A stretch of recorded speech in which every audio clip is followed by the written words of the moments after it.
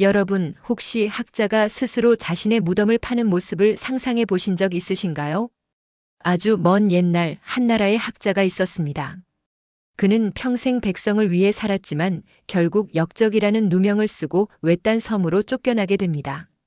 모든 것을 잃은 그 학자는 어느 날 밤 삽을 들고 산으로 올라갑니다. 그리고 아무도 모르게 자신이 들어갈 무덤을 파기 시작합니다.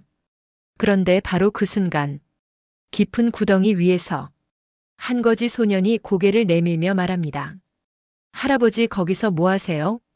죽음을 기다리던 학자, 그리고 세상이 버린 거지 소년. 하지만 아무도 몰랐습니다.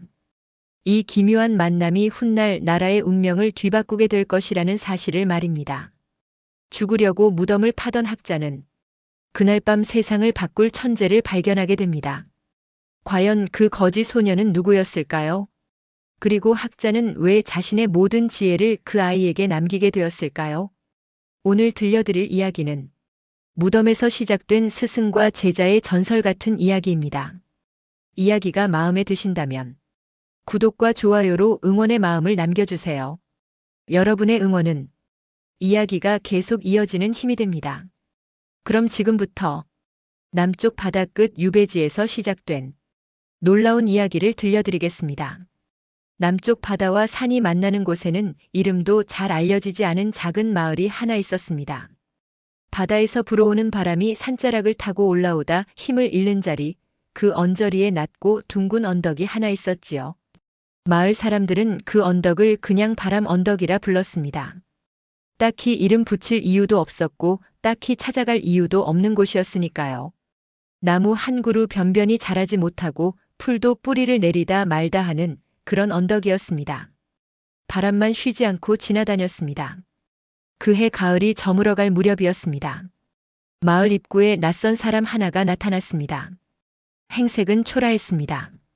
집시는 한쪽이 닳아 발 뒤꿈치가 거의 땅에 닿을 지경이었고 등에 맨 보따리도 무엇이 들어있는지 납작하게 가라앉아 있었습니다. 허리가 약간 굽어 있었고 얼굴에는 바람에 오래 쓸린 사람 특유의 거칠고 건조한 빛이 돌았습니다. 노인이었습니다. 그가 이담이라는 것을 마을 사람들이 알게 된 것은 훨씬 나중의 일이었습니다. 처음에는 아무도 그의 이름을 묻지 않았고 그도 스스로 밝히지 않았으니까요. 노인은 마을 안으로 깊이 들어오지 않았습니다. 주막에도 들르지 않았고 누구의 집 처마 밑을 기웃거리지도 않았습니다. 그는 마치 처음부터 목적지를 알고 있었던 사람처럼 마을 뒤편의 바람 언덕 쪽으로 천천히 걸어 올라갔습니다. 그리고 그곳에 멈췄습니다. 이튿날 아침 언덕 위에서 삽질 소리가 들렸습니다. 마을 안악 하나가 나무를 뜯다가 고개를 들었고 멀리서 노인의 실루엣을 보았습니다. 낡은 삽 하나를 들고 언덕 위 단단한 흙을 파고 있었습니다. 처음에는 아무도 대수롭게 여기지 않았습니다. 밭을 일구려는가 보다, 우물을 파려는가 보다. 사람들은 그렇게 짐작하고 제 할 일을 했습니다. 그러나 하루가 지나도 이틀이 지나도 노인은 같은 자리를 팠습니다. 밭을 일구는 사람은 넓게 땅을 엽니다. 우물을 파는 사람은 흙의 색을 살피고 물기를 짚습니다. 그런데 노인은 그저 한자리에서 좁고 길쭉하게 점점 깊이 파고들었습니다. 마을에 소문이 퍼졌습니다. 사람들은 웅성거렸지만 아무도 직접 물으러 가지 않았습니다. 노인에게는 말을 걸기 어려운 무언가가 있었습니다. 가난해 보이면서도 비굴하지 않았고 늙어 보이면서도 꺾이지 않은 데가 있었습니다. 그것이 오히려 사람들로 하여금 거리를 두게 만들었습니다. 이담.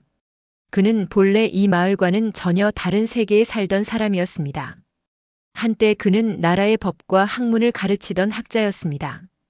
젊은 시절부터 글이 뛰어났고 이치를 따지는 데 있어 당대의 그를 따를 자가 없다는 말이 돌 정도였지요. 조정에서도 이름이 알려졌고 세도 있는 집안에서 그를 사위로 맞으려 했다는 이야기도 있었습니다. 그러나 세상이라는 것은 늘 학문의 깊이로 돌아가지 않습니다. 조정의 아는 것과 달랐습니다. 학문보다 줄이 먼저였고 이치보다 이해관계가 앞섰습니다. 노인은 그것을 알면서도 모른 채 하지 못했습니다. 잘못된 것을 잘못되었다 말했고 굽힐 수 없는 것은 굽히지 않았습니다.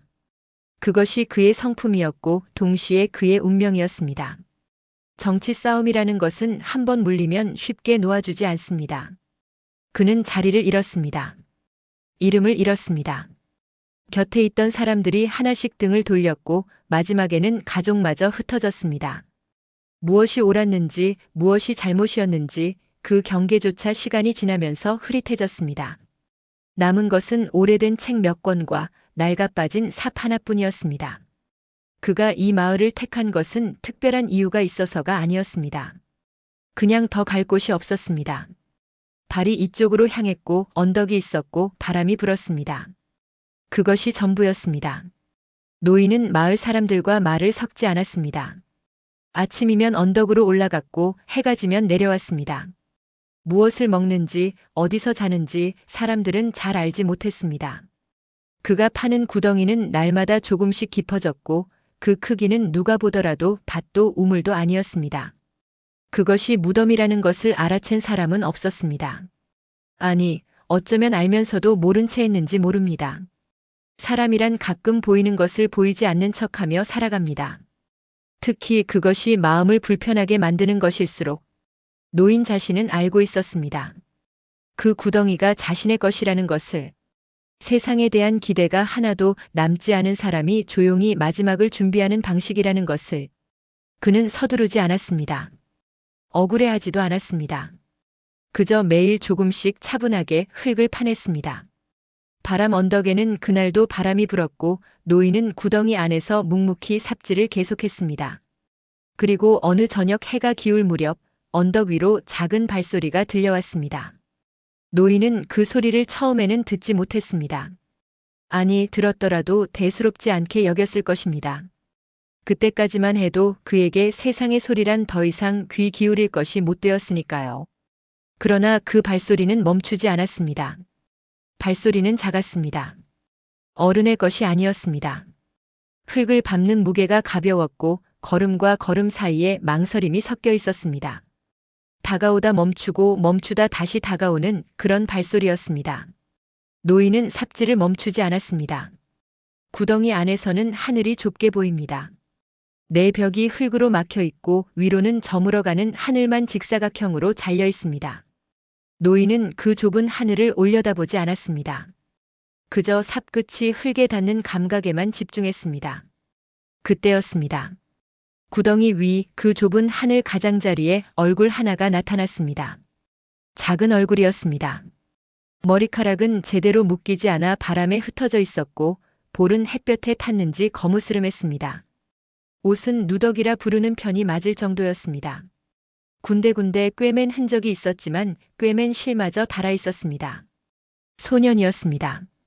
나이는 10살 안팎으로 보였습니다. 크지도 작지도 않은 그러나 또래보다 마른 그런 아이였습니다. 눈만은 유달리 컸습니다. 무언가를 놓치지 않으려는 사람처럼 항상 조금 더 크게 뜨고 있는 눈이었습니다.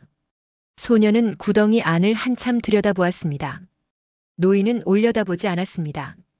할아버지, 거기서 뭐 하세요? 목소리는 낮지도 높지도 않았습니다. 겁을 먹은 것 같지도 않았고 그렇다고 무례하지도 않았습니다. 그냥 궁금한 것을 궁금하다고 말하는 꾸밈 없는 목소리였습니다. 노인은 대답하지 않았습니다. 삽을 한 번 더 찍었습니다. 흙이 옆으로 밀렸습니다. 소년은 자리를 뜨지 않았습니다. 구덩이 가장자리에 쪼그려 앉아 그 안을 계속 내려다보았습니다. 노인이 삽을 들어 흙을 퍼내고 옆으로 던지고 다시 삽을 들어 올리는 동작을 가만히 지켜보았습니다. 마치 그 반복 안에 무언가 중요한 것이 숨어 있다는 듯이. 얼마나 지났을까요? 노인이 고개를 들었습니다. 소년은 여전히 그 자리에 있었습니다. 당장 꺼져라.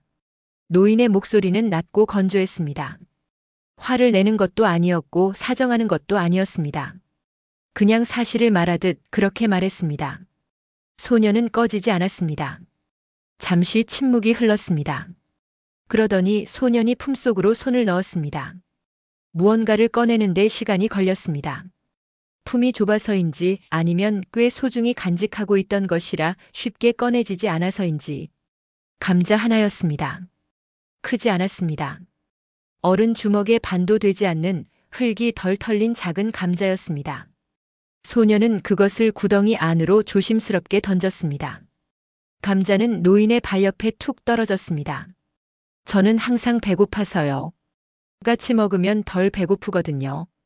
노인은 감자를 내려다보았습니다. 집어들지 않았습니다. 발로 치우지도 않았습니다. 그냥 내려다보았습니다. 흙바닥 위에 놓인 작은 감자를 한동안 아무 말도 없이 세상을 등지려는 사람에게 감자를 건네는 아이가 있다는 것을 그는 그때 그 순간을 어떻게 받아들여야 할지 몰랐습니다. 어이없다고 해야 할지 가소롭다고 해야 할지 아니면 그 무엇도 아닌 그냥 오래 잊고 있었던 무언가를 불쑥 건드린 것 같은 그 이상한 감각을 뭐라 불러야 할지 노인은 결국 아무 말도 하지 않았습니다. 소년도 더 말하지 않았습니다. 해가 완전히 넘어갔고 언덕 위에 어둠이 내려앉았습니다. 바람이 풀 사이를 지나며 낮게 울었습니다. 소년은 그제야 자리에서 일어나 언덕을 내려갔습니다. 뒤도 돌아보지 않았습니다. 노인은 구덩이 안에 혼자 남았습니다. 발 옆에는 감자가 그대로 있었습니다. 그는 그날 밤 구덩이에서 나왔습니다.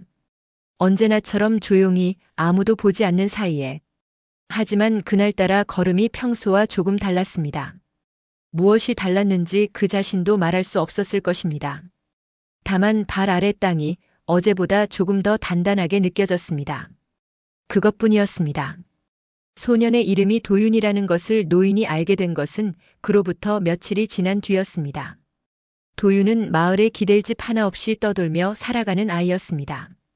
누가 거두는 것도 아니었고 누가 내쫓는 것도 아니었습니다. 그냥 있었습니다. 마을 안에 그러나 마을의 것이 아닌 채로. 노인은 그 사실을 듣고도 별다른 반응을 보이지 않았습니다. 그러나 이틀 뒤 소년이 다시 언덕 위로 올라왔을 때 노인은 더 이상 꺼지라는 말을 하지 않았습니다. 그것이 무엇을 의미하는지 노인 스스로도 아직 알지 못했습니다. 다만 소년은 또 그 자리에 쪼그려 앉았고 노인은 또 묵묵히 삽질을 계속했습니다. 구덩이는 어제보다 조금 더 깊어졌습니다. 그리고 그 며칠 뒤 노인이 혼잣말처럼 무언가를 중얼거리고 있을 때 소년이 그 말을 그대로 따라했습니다. 토시 하나 틀리지 않고 노인의 손이 삽 위에서 멈췄습니다. 그 순간이 두 사람 사이에서 무언가를 바꾸어 놓을 것이라는 것을 그리고 그 변화가 단지 두 사람만의 것으로 끝나지 않을 것이라는 것을 노인은 그때는 아직 알지 못했습니다.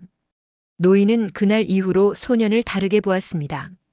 다르게 본다는 것이 곧 마음을 열었다는 뜻은 아니었습니다. 그저 시선이 달라졌습니다. 지나치던 것을 멈춰서 보게 되는 그런 종류의 변화였습니다. 소년은 눈치가 있었습니다. 노인이 말을 걸지 않으면 말을 걸지 않았습니다. 가까이 오지 말라는 기색이 보이면 적당한 거리를 유지했습니다. 그러나 자리를 뜨지는 않았습니다. 언덕 위 바람 속에서 노인이 삽질하는 소리를 들으며 그냥 그 자리에 있었습니다. 있는 것만으로도 무언가를 전하는 사람이 있습니다. 소년이 그런 아이였습니다. 노인이 처음으로 소년에게 말을 건 것은 감자를 받은 지 닷새쯤 지난 날이었습니다. 해가 서쪽으로 기울고 언덕 위에 긴 그림자가 드리울 무렵이었습니다. 노인은 잠시 삽질을 멈추고 구덩이 벽에 등을 기댔습니다. 숨이 조금 가빴습니다. 나이는 속일 수 없었습니다. 그는 오래된 습관처럼 입술을 열었습니다. 소리내어 읽는 것. 젊은 시절부터 몸에 밴 버릇이었습니다. 책이 없어도 머릿속에 새겨진 문장들이 있었습니다. 수십 년 동안 읽고 또 읽어 이제는 잊으려 해도 잊히지 않는 것들이 어려움 속에서도 뜻을 잃지 않는 것이 사람의 길이라. 중얼거림에 가까웠습니다. 스스로에게 말하는 것인지 아니면 그냥 입 밖으로 흘려보내는 것인지 노인 자신도 몰랐을 것입니다. 그런데 옆에서 같은 말이 들렸습니다. 어려움 속에서도 뜻을 잃지 않는 것이 사람의 길이라. 노인의 눈이 천천히 옆으로 향했습니다. 소년이 앉아 있었습니다. 무릎을 모으고 두 손을 그 위에 얹은 채로 방금 자신이 한 말을 그대로 되뇌는 표정이었습니다. 외우려는 것도 아니고 뜻을 묻는 것도 아닌 그냥 소리가 좋아서 따라 해본 것 같기도 했습니다. 토시 하나 틀리지 않았습니다. 노인은 잠시 소년을 바라보았습니다. 그리고 다시 입을 열었습니다. 이번에는 다른 문장이었습니다. 조금 더 길었고 리듬이 복잡했습니다. 한 번에 외우기 쉽지 않은 것이었습니다. 소년은 눈을 한 번 깜빡였습니다. 그리고 그대로 따라했습니다. 길이도 끊어 읽는 자리도 억양도 노인이 말한 것과 다르지 않았습니다. 너 글을 아느냐? 노인의 목소리는 낮았지만 그 안에 무언가 다른 것이 섞여 있었습니다. 평소의 건조함과는 조금 다른. 소년은 고개를 저었습니다. 아니요. 그런데 어찌? 할아버지가 말하니까 그냥 따라 해봤어요. 소년의 대답은 짧았습니다. 자랑하는 기색도 없었고 대단한 일을 했다는 의식도 없었습니다. 그냥 그렇게 됐다는 듯이. 노인은 한동안 말이 없었습니다. 한 번 들은 것을 그대로 옮기는 것. 그것은 훈련으로 되는 일이 아니었습니다. 타고나는 것이었습니다. 노인은 평생 학문을 해왔으면서도 그런 사람을 손에 꼽을 만큼밖에 보지 못했습니다. 그것도 대부분은 이미 글을 익히고 학문의 기초를 닦은 뒤에야 그 재능이 드러난 사람들이었습니다. 그런데 이 아이는 글자 하나 모르는 채로. 노인은 다시 한번 시험했습니다. 이번에는 훨씬 긴 문장이었습니다. 문장과 문장이 이어지는 방식이 까다롭고 중간에 비슷한 소리가 반복되는 부분도 있었습니다. 소년은 잠시 눈을 감았습니다. 그리고 천천히 입을 열었습니다. 틀리지 않았습니다. 한 글자도. 그 순간 노인의 가슴 안에서 무언가가 움직였습니다. 오랫동안 움직이지 않았던 것이었습니다. 단단히 굳어서 이제는 영영 그대로일 것이라 생각했던 것이었습니다. 그런데 그것이 조금, 아주 조금 움직였습니다. 배움의 씨앗이라 부를 수 있는 것이었습니다. 젊은 시절 처음 학문에 눈을 뜨던 날의 감각. 세상의 이치가 문자 안에 담겨 있다는 것을 처음 깨달았을 때의 그 감각. 오랫동안 잊고 있었던 것이 불쑥 되살아났습니다. 그러나 노인은 그것을 드러내지 않았습니다. 표정 하나 바뀌지 않았습니다. 삽을 다시 집어들었고 흙을 퍼냈습니다. 소년도 그것을 보고 더 말하지 않았습니다. 그날은 그렇게 지나갔습니다. 그러나 그 다음 날 아침 노인은 평소보다 조금 일찍 언덕을 내려왔습니다. 그리고 잠시 마을 어귀 쪽을 바라보았습니다. 소년이 자주 나타나는 방향이었습니다. 그것이 무엇을 뜻하는지 노인 스스로도 인정하려 하지 않았습니다. 다만 그날 이후로 노인의 손에는 삽만 들려 있지 않았습니다. 마을 어딘가에서 구해온 나뭇가지 하나가 더 있었습니다. 끝이 가늘고 곧은 것이었습니다. 모래나 흙 위에 선을 긋기에 알맞은. 그가 그것을 왜 구해두었는지 아직 소년에게는 말하지 않았습니다. 소년은 그날도 언덕 위로 올라왔습니다. 여전히 같은 자리에 쪼그려 앉았습니다. 그리고 노인의 손에 들린 나뭇가지를 잠자코 바라보았습니다. 노인은 아무 말도 하지 않았습니다. 그러나 그 나뭇가지를 버리지도 않았습니다. 두 사람 사이에 무언가가 조용히 쌓이고 있었습니다. 말도 없이 약속도 없이. 그것이 무엇이 될지는 아직 아무도 몰랐습니다. 노인도 소년도. 다만 언덕 위의 구덩이는 그날도 조금 더 깊어졌고 나뭇가지는 노인의 손 안에서 아무데도 쓰이지 않은 채 하루를 버텼습니다. 내일이 되면 무언가 달라질 것이었습니다. 그 달라짐이 이 두 사람의 삶을 그리고 훗날 수많은 사람들의 삶을 어디로 이끌어 갈지는 그때는 아무도 알 수 없었습니다. 다음 날 새벽이었습니다. 해가 채 오르기 전 하늘이 아직 잿빛과 남빛 사이 어딘가에 머물러 있을 때였습니다.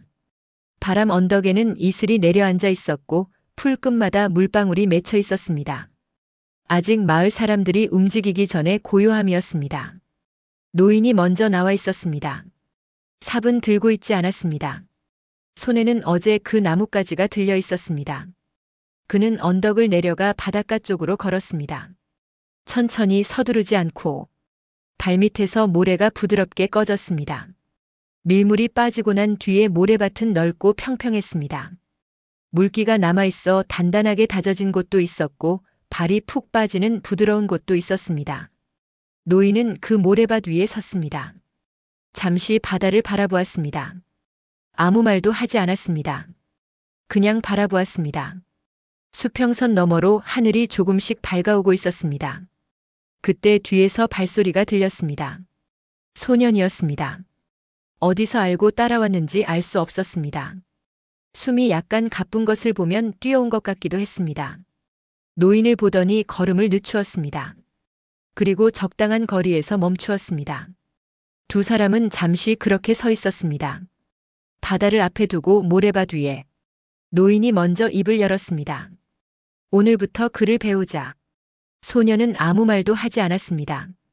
고개를 끄덕이지도 않았습니다. 그냥 노인의 손에 들린 나뭇가지를 바라보았습니다. 그 눈 안에 무언가가 있었습니다. 설레는 것도 아니고 긴장하는 것도 아닌, 그러나 분명히 무언가가 켜진 것 같은. 노인은 모래 위에 무릎을 꿇었습니다. 나이 든 사람이 무릎을 꿇는 것은 쉬운 일이 아닙니다. 관절이 소리를 냈고 몸이 잠시 흔들렸습니다. 그러나 노인은 개의치 않았습니다. 모래 위에 자리를 잡고 나뭇가지를 들어 선을 하나 그었습니다. 가로로 긋는 선이었습니다. 짧고 단순했습니다. 이건 시작을 뜻하는 글자다. 소녀는 옆에 앉았습니다. 노인이 그은 선을 가만히 들여다보았습니다. 그리고 손가락으로 모래 위에 같은 선을 그었습니다. 노인이 눈썹을 살짝 올렸습니다. 소년이 그은 선은 노인의 것보다 더 곧았습니다. 힘이 일정하게 들어가 있었고 시작과 끝이 흔들리지 않았습니다. 나뭇가지도 없이 손가락 하나로 그은 선이었습니다. 노인은 아무 말도 하지 않았습니다. 다음 선을 그었습니다. 그날의 공부는 그렇게 시작되었습니다. 붓도 없었습니다. 종이도 없었습니다. 먹도 벼루도 없었습니다. 그러나 모래밭은 아무것도 가지지 못한 두 사람에게 넓고 관대한 책상이 되어 주었습니다. 글자를 잘못 써도 손바닥으로 쓸면 그만이었습니다. 실수가 흔적을 남기지 않았습니다. 다시 시작하는 것이 어렵지 않았습니다. 노인은 가르치면서 깨달았습니다. 소년의 재능이 단순히 듣고 따라하는 것에 그치지 않는다는 것을. 한번 익힌 것은 다음 날 와도 그대로였습니다. 어제 배운 것 위에 오늘 배운 것이 쌓였습니다.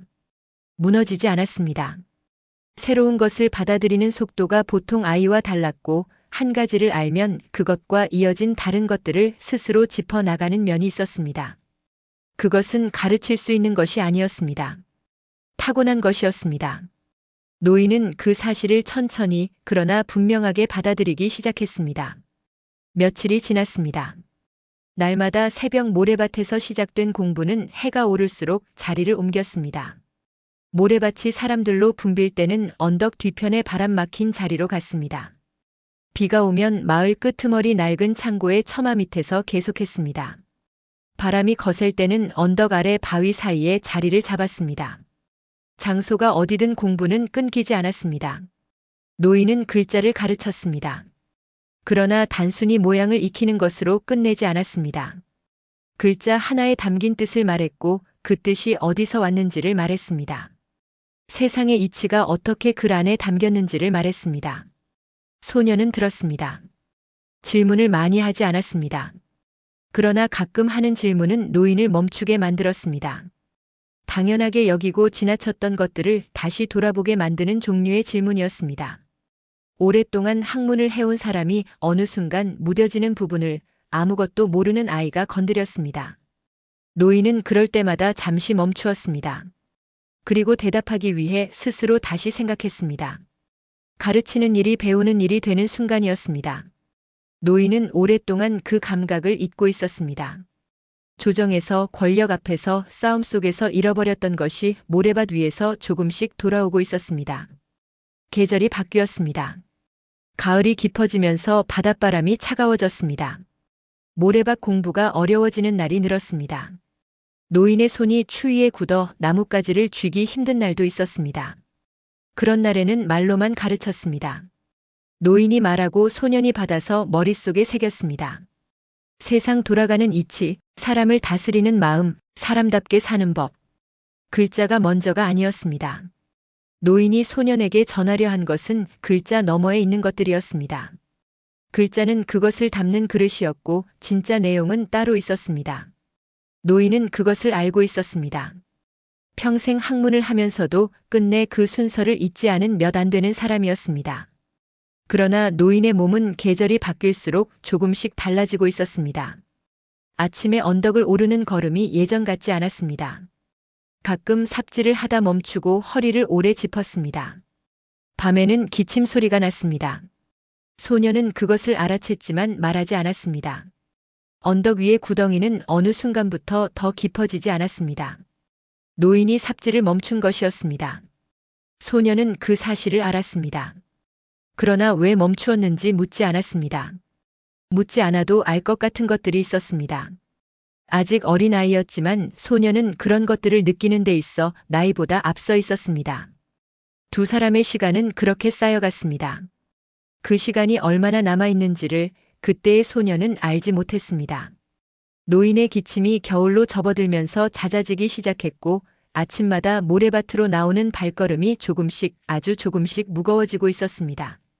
소녀는 그 변화를 보면서도 아무 말을 하지 않았습니다. 말 대신 매일 조금 더 일찍 언덕 위로 올라갔습니다. 그것이 소년이 할 수 있는 전부였습니다. 겨울이 깊어졌습니다. 바람 언덕에는 이제 풀도 남아있지 않았습니다. 가을 내내 버티던 마른 풀대들이 하나씩 꺾이고 눕더니 어느 날 아침에는 언덕 전체가 그냥 맨 흙과 바람뿐이었습니다. 바다에서 불어오는 바람은 차갑고 날카로웠습니다. 살갗을 파고드는 것이 아니라 뼛속을 건드리는 것 같은 그런 추위였습니다. 노인의 기침은 밤마다 심해졌습니다. 낮에는 참을 수 있었습니다. 소년 앞에서는 특히 그랬습니다. 그러나 밤이 되면 몸이 솔직해졌습니다. 아무도 보지 않는 어둠 속에서 몸은 숨겨두었던 것들을 한꺼번에 드러냈습니다. 기침이 한 번 시작되면 쉽게 멎지 않았습니다. 숨이 차올랐고 가슴 안쪽 깊은 데서 무언가 갈리는 소리가 났습니다. 노인은 그것이 무엇을 뜻하는지 알고 있었습니다. 몸이 오래 버티지 못할 것이라는 것을. 그러나 그것이 두렵지는 않았습니다.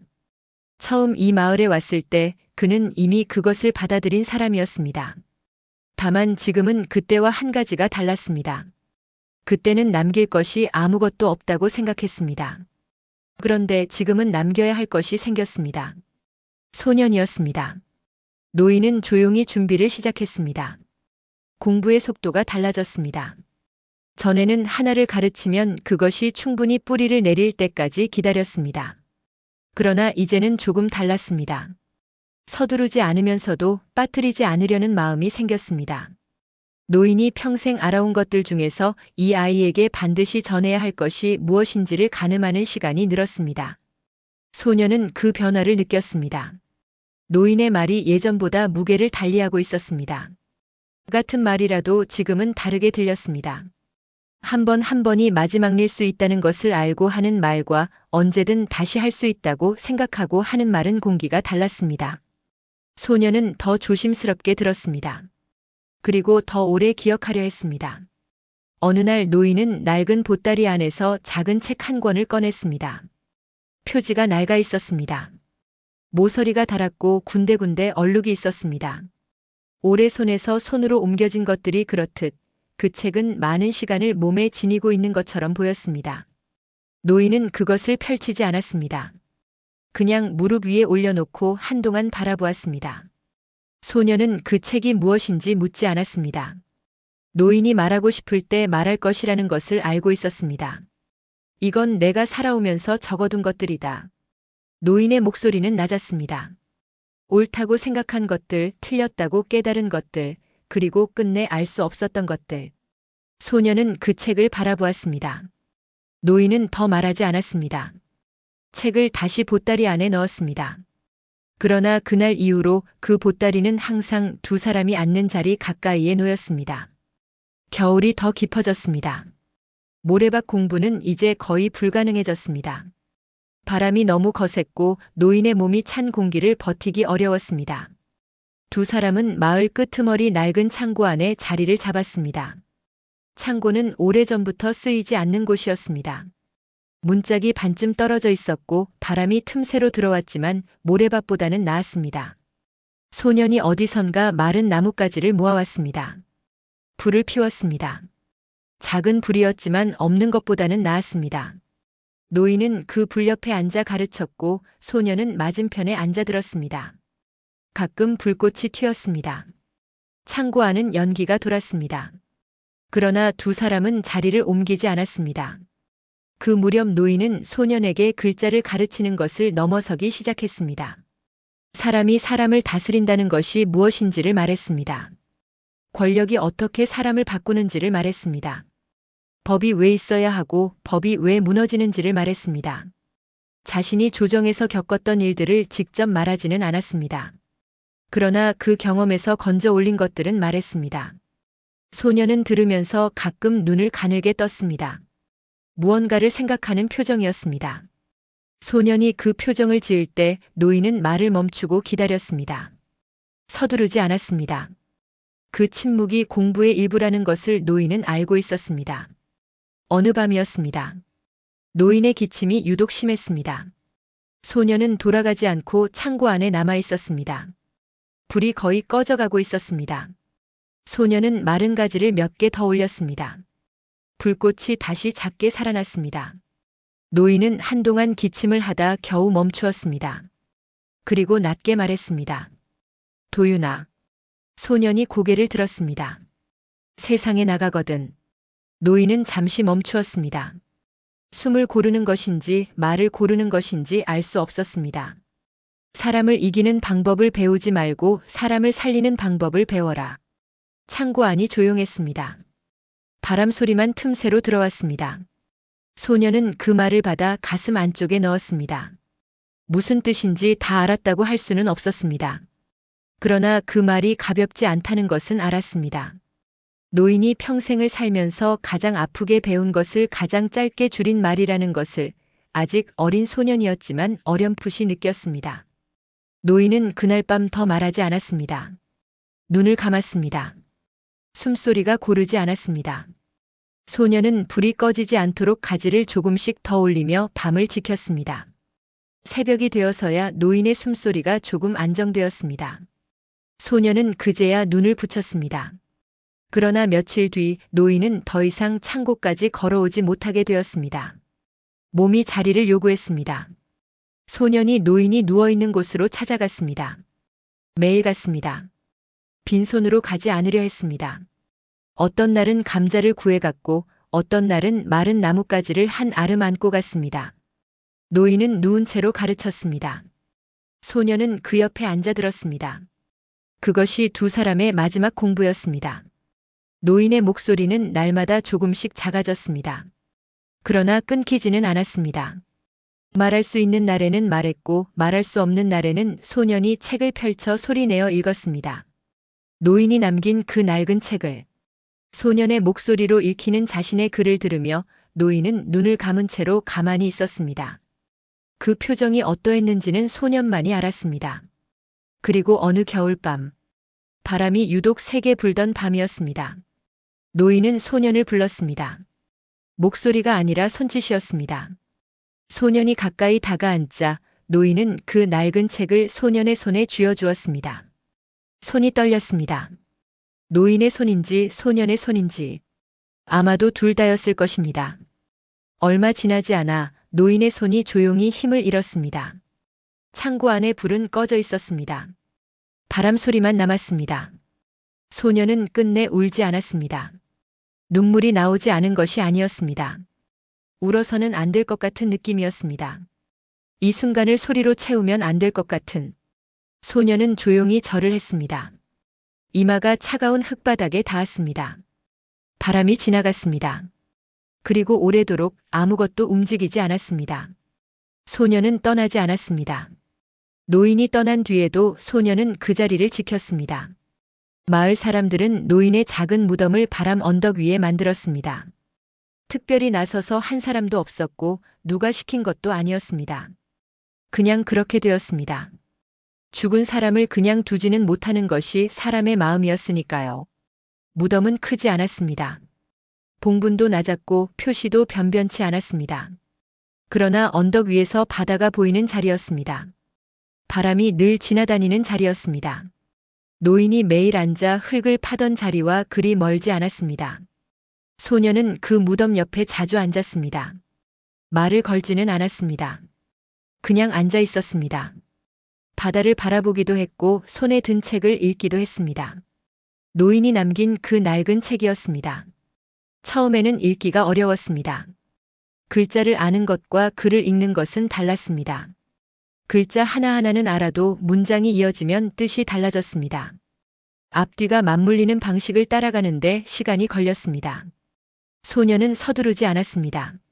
모르는 것은 모르는 채로 두었다가 다른 부분을 읽고 돌아오면 조금씩 열렸습니다.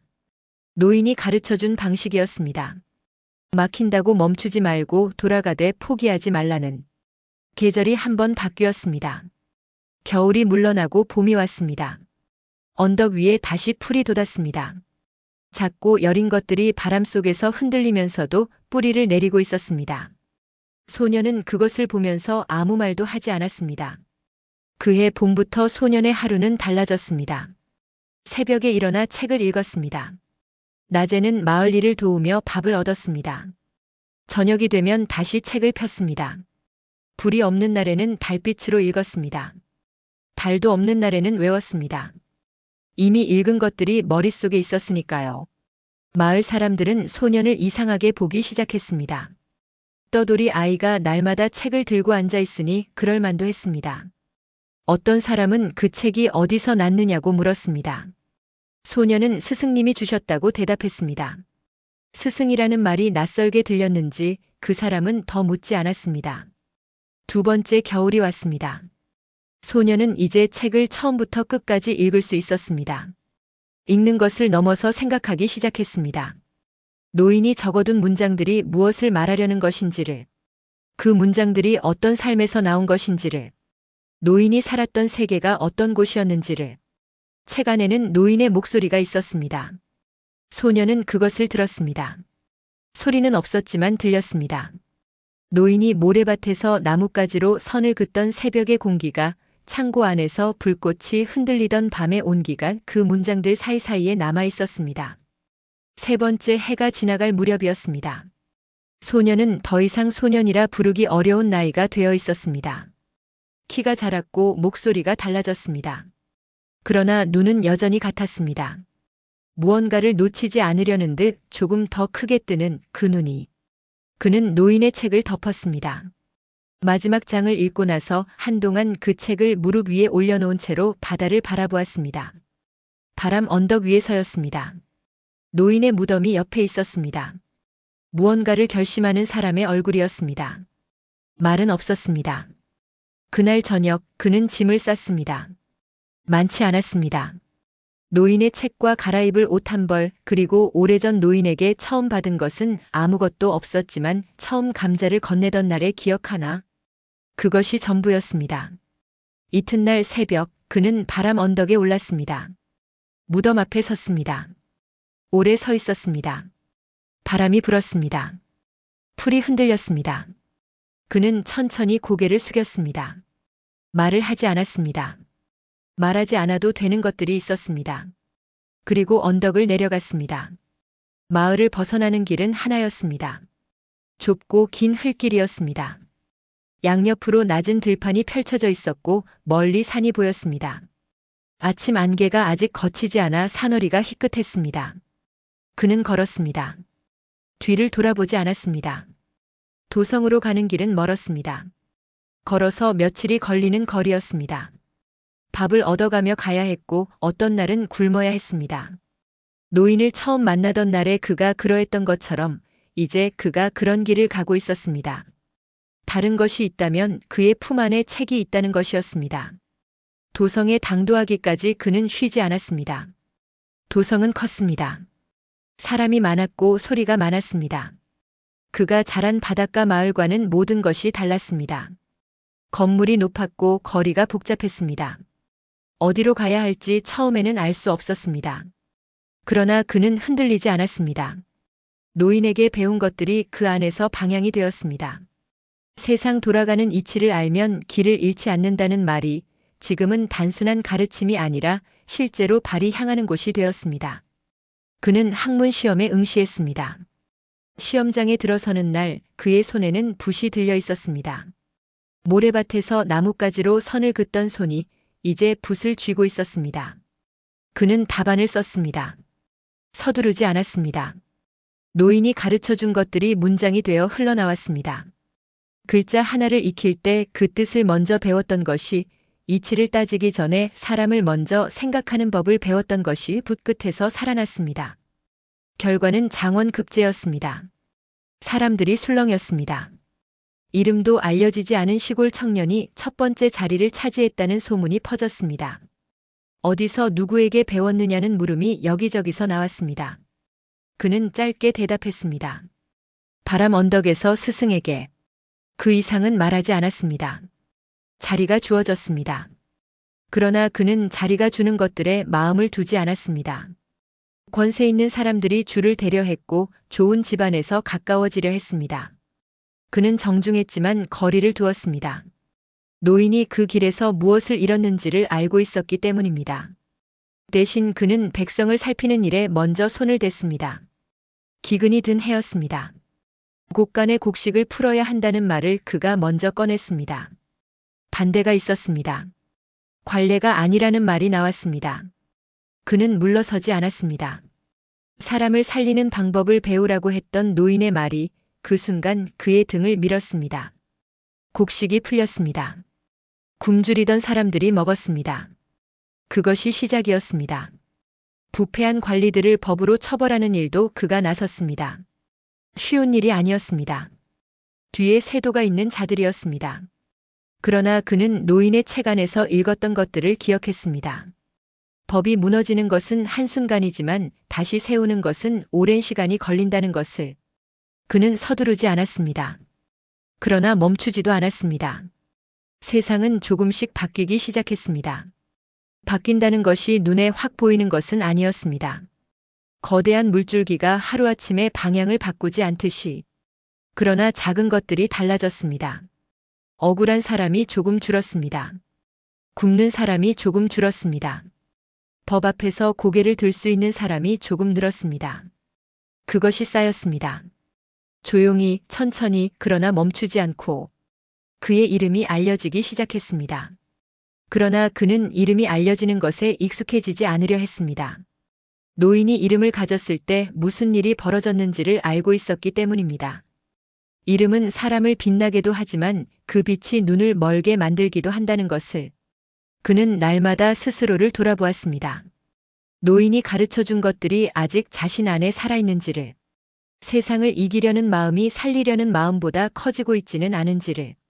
그 물음을 놓지 않는 것이 그가 노인에게서 배운 것 중 가장 어렵고 가장 중요한 것이었습니다. 수십 년이 흘렀습니다. 머리가 휘어졌습니다. 걸음이 느려졌습니다. 젊은 날의 빠르고 곧은 걸음이 이제는 천천히 땅을 확인하며 내딛는 걸음이 되었습니다. 재상이 된 도윤은 어느 날 문득 생각했습니다. 오래가지 못한 곳이 있었습니다. 바람 언덕이었습니다. 길은 예전보다 넓어져 있었습니다. 도윤이 젊은 날 걸어 나왔던 그 좁고 긴 흙길은 세월이 지나는 동안 사람들의 발길이 더해지면서 조금씩 다져지고 넓어진 것이었습니다. 길이 넓어지면 오가는 사람이 많아지고 사람이 많아지면 길은 더 넓어집니다. 그런 식으로 세상은 조금씩 달라집니다. 그는 그것을 알고 있었습니다. 수행하는 사람들이 있었지만 도윤은 바람 언덕에 오르는 마지막 길은 혼자 걸었습니다. 굳이 설명하지 않아도 되는 자리가 있었습니다. 따라오는 사람이 있으면 오히려 그 자리가 달라지는 것들이 있었습니다. 언덕으로 오르는 길은 그런 자리였습니다. 발밑에서 풀이 눌렸습니다. 오래 사람이 오르내리지 않은 곳의 풀은 키가 컸습니다. 그의 무릎까지 닿았습니다. 바람이 그 풀밭을 쓸고 지나갔습니다. 파도처럼 물결쳤습니다. 어릴 때 보던 것과 같은 바람이었습니다. 언덕은 변하지 않았습니다. 사람만 변했습니다. 숨이 조금 가빴습니다. 젊은 날이었다면 단숨에 올랐을 언덕이었습니다. 지금은 중간에 한번 멈추어야 했습니다. 그는 멈추어 서서 숨을 고르며 아래를 내려다보았습니다. 마을이 보였습니다. 예전보다 집이 늘어나 있었습니다. 바닷가에는 배들이 줄지어 있었습니다. 저 아래 어딘가에 처음 노인을 만나러 가던 모래밭이 있었습니다. 그는 눈을 가늘게 떴습니다. 기억이라는 것은 묘합니다. 오래된 것일수록 오히려 선명해지는 것들이 있습니다. 수십 년 전 새벽의 모래밭이 어제 일처럼 떠올랐습니다. 나뭇가지로 그어진 선 하나, 그 옆에 손가락으로 그은 선 하나, 노인의 것보다 더 곧고 힘찼던. 그는 다시 걷기 시작했습니다. 언덕 위에 올라서자 바람이 세졌습니다. 바람 언덕이라는 이름은 그냥 붙여진 것이 아니었습니다. 이 언덕 위에는 늘 바람이 있었습니다. 그가 어릴 때도 그랬고 지금도 그랬습니다. 변하지 않는 것들은 그런 방식으로 자기 자리를 지키고 있었습니다. 무덤은 있었습니다. 세월이 지나면서 봉분이 조금 낮아져 있었습니다. 빗물과 바람이 오랜 시간 오가면서 그렇게 된 것이었습니다. 표시로 세웠던 작은 돌도 한쪽으로 기울어 있었습니다. 주변에 풀이 무성했습니다. 아무도 자주 찾지 않는 무덤이 그렇듯이. 그러나 무덤은 있었습니다. 그것만으로 충분했습니다. 도윤은 무덤 앞에 천천히 앉았습니다. 무릎이 소리를 냈습니다. 노인이 모래밭에서 무릎을 꿇던 날이 생각났습니다. 그때 노인의 무릎도 소리를 냈었습니다. 그는 그것을 보면서 아무 말도 하지 않았었습니다. 지금 자신의 무릎이 같은 소리를 내고 있었습니다. 그는 품 안에서 작은 술병을 꺼냈습니다. 마개를 열었습니다. 술 냄새가 바람에 섞였습니다. 그는 잔을 따르지 않았습니다. 잔이 없었습니다. 그냥 병째로 무덤 앞 풀밭에 조심스럽게 기울였습니다. 술이 흙 위에 스며들었습니다. 바람이 지나갔습니다. 스승님. 목소리가 낮았습니다. 혼자 말하는 사람의 목소리였습니다. 누군가 듣기를 바라는 것인지 그냥 소리를 내지 않으면 안 될 것 같아서인지 제가 돌아왔습니다. 풀이 흔들렸습니다. 바람 소리가 낮게 울었습니다. 그는 말을 이었습니다. 스승님이 가르쳐 주신 대로 칼이 아니라 마음으로 세상을 바꾸려 했습니다. 잠시 멈추었습니다. 다 이루었다고 말씀드릴 수는 없습니다. 세상은 생각보다 단단했고 저는 생각보다 많이 흔들렸습니다. 잘못 디딘 날도 있었고 돌아서야 할 때 돌아서지 못한 날도 있었습니다. 바람이 다시 지나갔습니다. 그래도 멈추지 않았습니다. 그는 술병을 풀밭에 내려놓았습니다. 손이 빈 채로 무릎 위에 올려졌습니다. 오랫동안 붓을 쥐고 문서를 다루던 손이었습니다. 손등에 세월이 새겨져 있었습니다. 그는 무덤을 바라보았습니다. 처음 이 언덕에 올랐던 날이 생각났습니다. 구덩이 안을 내려다보던 날이. 그때 그는 이담이라는 노인이 무엇을 파고 있는지 몰랐습니다. 그냥 궁금했습니다. 그래서 물었습니다. 그것이 전부였습니다. 그 물음 하나가 두 사람의 삶을 이어놓았습니다. 노인은 세상을 등지려 하고 있었고 소녀는 세상이 무엇인지도 몰랐습니다. 그 두 사람이 바람 언덕 위에서 만났습니다. 무엇이 그렇게 만들었는지는 알 수 없었습니다. 다만 그 만남이 없었다면 지금 이 자리는 없었을 것이었습니다. 도윤은 오래 앉아 있었습니다. 서두를 이유가 없었습니다. 오늘은 그냥 이 자리에 있어도 되는 날이었습니다. 재상도 아니고 누구의 스승도 아니고 그냥 오래전 바람 언덕에서 자란 아이로 있어도 되는 날이었습니다. 바다가 보였습니다. 수평선은 변하지 않았습니다. 그가 어릴 때 보던 그 수평선이었습니다. 노인과 나란히 모래밭에 앉아 바라보던 그 바다였습니다. 세상이 얼마나 변해도 바다는 같은 자리에 있었습니다. 그것이 무언가를 말하는 것 같았습니다. 무엇인지는 말로 옮기기 어려웠습니다. 말로 옮기기 어려운 것들이 있습니다. 평생 글을 다룬 사람도 끝내 글로 담지 못하는 것들이. 해가 기울기 시작했습니다. 서쪽 하늘이 붉어졌습니다. 그 붉음이 바다 위로 길게 이어졌습니다. 바람 언덕 위의 풀밭이 그 빛을 받아 황금빛으로 물들었습니다. 노인의 무덤도 그 빛 안에 있었습니다. 도윤은 천천히 자리에서 일어났습니다. 무릎이 다시 소리를 냈습니다. 그는 옷의 흙을 가볍게 털었습니다. 그리고 무덤을 향해 고개를 숙였습니다. 덕은 오래 남습니다. 그 말이 어디서 온 것인지 그는 알고 있었습니다. 노인의 책 안에 있던 문장이었습니다. 노인이 쓴 것인지 노인이 어딘가에서 읽고 옮겨 적은 것인지는 알 수 없었습니다. 다만 소년이 그 책을 처음 읽었을 때부터 가슴에 남아있던 문장이었습니다. 수십 년이 지나도 지워지지 않은 것이었습니다. 그것이 덕이 오래 남는다는 말의 뜻인지도 몰랐습니다. 글자로 쓰인 것이 아니라 사람 안에 남는 것. 가르친 사람은 떠나도 가르침이 살아서 움직이는 것. 그것이 한 사람의 삶을 바꾸고 그 삶이 또 다른 살들을 바꾸어가는 것. 노인은 세상을 등지려 했습니다. 그러나 세상은 노인을 기억하지 않더라도 노인이 남긴 것은 세상 안에서 살아 움직이고 있었습니다. 이름 없는 자리에서 소리 없는 방식으로 도윤은 언덕을 내려가기 시작했습니다. 풀밭이 발에 눌렸다가 다시 일어섰습니다. 바람이 등 뒤에서 불었습니다. 마치 어디선가 밀어주는 것처럼 아주 부드럽게. 그는 뒤를 돌아보지 않았습니다. 젊은 날 이 마을을 떠날 때도 뒤를 돌아보지 않았습니다.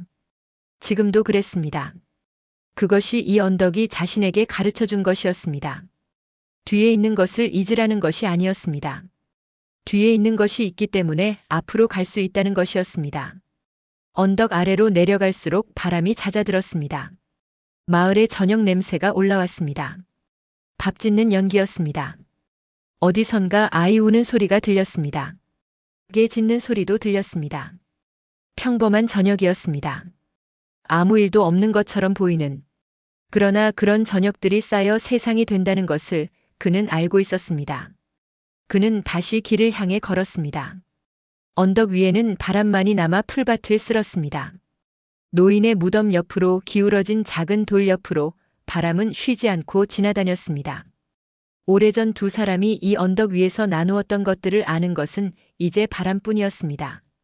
그리고 바람은 말하지 않았습니다. 그냥 지나다닐 뿐이었습니다.